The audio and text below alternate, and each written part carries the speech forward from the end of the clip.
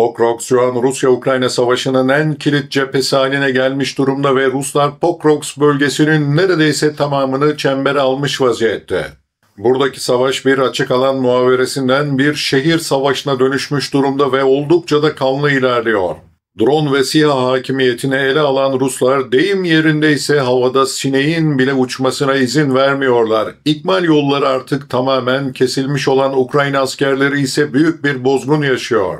Rusya savaşın ilk yıllarında uyguladığı taktikleri büyük oranda değiştirmiş durumda ve savaşın doğasıyla birlikte zemin gerçeklerine göre adapte edilen yeni taktiklerle Ukrayna ordusuna kabus yaşatmaya devam ediyor.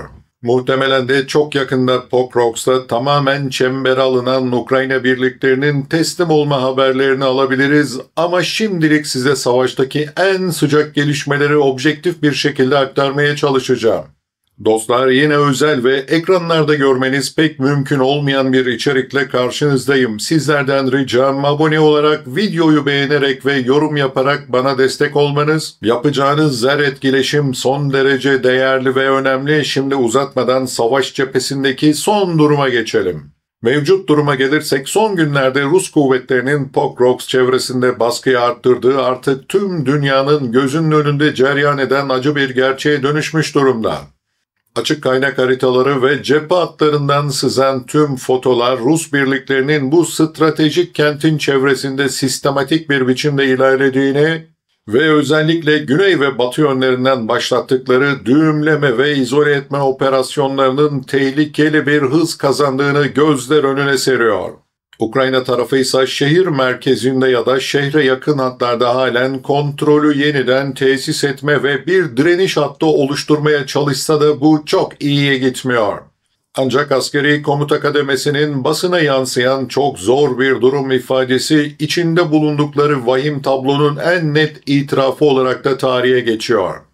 Şehrin savunulmasının maliyeti ise her geçen gün biraz daha yükseliyor. Mevcut savunma hattının artık düzgün bir ön hat olmaktan çıktığı ve çok yoğun düşman ateşiyle 3 yönden kuşatılmış lojistik koridorları giderek daralan ve ikmal yolları Rus keskin nişancılarının ve topçusunun hedefi haline gelen bir yarım cep şeklinde olduğu da kameralara yansıyor. Örneğin şehrin hayati arterleri arasında yer alan ve bölgeyi diğer Ukrayna kontrolündeki noktalara bağlayan M30 karayolu gibi hatlar Rus birliklerinin öncelikli ve acımasız hedefleri arasında yer alıyor. Bu durum savunan taraf için hem insani hem de sayısal kayıpları katlanamaz bir seviyeye ulaştırıyor. Savaşın biçimi de klasik tank ve zırhlı ilerlemelerinden ziyade çatallanmış cephe yani yeni taktiklerle şehir içi çatışma ve gradiden topçu ve özel piyade sızmaları şekline evrilmiş vaziyette. Açık kaynaklar ve cepheden gelen tüm raporlar bu yöndeki bulguları kati bir netlikle doğruluyor.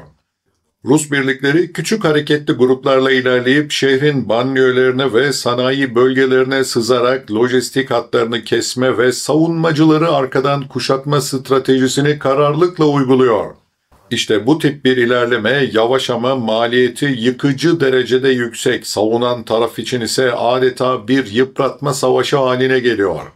Elbette tahmin edeceğiniz gibi şehrin durumu ise içler acısı. Pokrovsk bir zamanlar yaklaşık 60.000 kişilik canlı bir nüfusa sahipken savaşın yıkıcı etkileriyle birlikte şehirde yaşamaya çalışan sivil sayısı dramatik bir şekilde düşmüş durumda.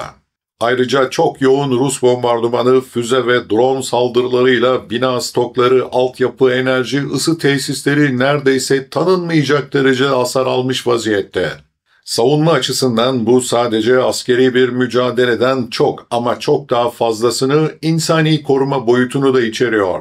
Şehirde kalmaya mecbur kalan sivil nüfusun varlığı, kısıtlı alanlarda lojistik imkanlar ve sivil altyapının durumu mevcut savunma kabiliyetini ve tabii ki de askerlerin manevrasını doğrudan etkiliyor. Rusya açısından bu saldırının amacı sadece karşı hatları kırmak ve toprak kazanmak değil, aynı zamanda moral ve propaganda payı da oldukça yüksek olan bir detay. Şehrin düşmesi durumunda Rusya hem iç kamuoyuna hem de tüm dünyaya Donetsk'te ilerliyoruz, hedeflerimize ulaşıyoruz, zafer yakın mesajını güçlü bir şekilde verebilecek.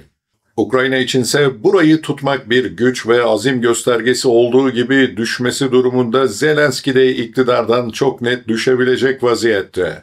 Savunmanın derinliği açısından öngörülemeyen yeni zorluklar ve stratejik kayıplar doğurabilir. Askeri analistler Pokrovsk'un düşmesi savaşı tek başına bitirmez ama Donbas'ta Ukrayna için yeni ve tehlikeli kapılar açabilir görüşünde oldukça hemfikir.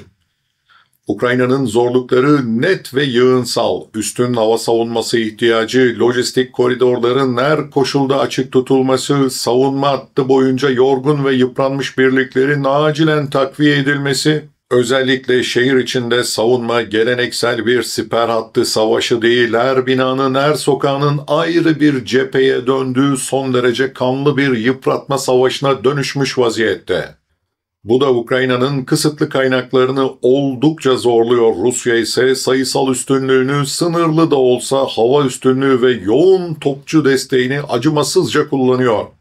Ancak şehir savaşı koşulları her zaman olduğu gibi ilerlemeyi yavaşlatıyor. Bu da savunana kritik derecede önemli ve hayati bir zaman kazandırıyor. Şimdi kısa vadede ne olabileceğine dair senaryoları birlikte değerlendirelim.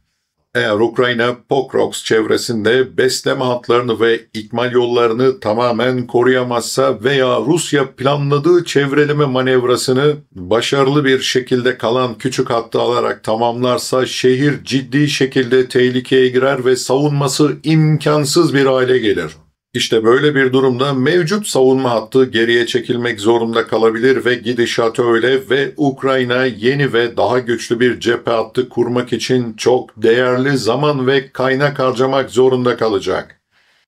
Öte yandan eğer savunan taraf drone ve topçu üstünlüğünü biraz olsun sağlayabilirse Rus ilerlemesini oyalayarak yavaşlatabilir.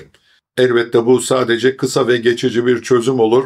Hatta iyi planlanmış karşı ataklarla baskıyı stratejik noktalarda hafifletebilirse, tabii elinde asker kaldıysa şehir belki bir süre daha elden çıkmadan sembolik bir direniş abidesi olarak tutulabilir. Ancak göz önünde bulundurulması gereken bir diğer acımasız nokta savunan taraf için bu şehir pozisyonu artık maliyeti bir cep haline gelmiş vaziyette.